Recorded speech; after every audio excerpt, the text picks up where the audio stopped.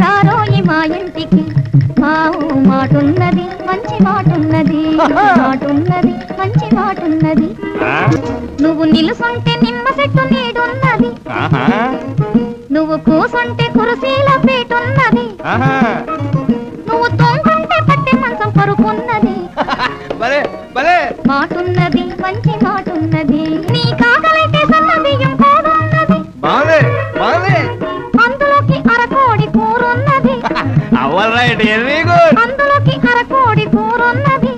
ఆ పైన రొయ్య పొట్టు చారున్నది మాటున్నది మంచి మాటున్నది రంపైన మీగడ పెరుగున్నది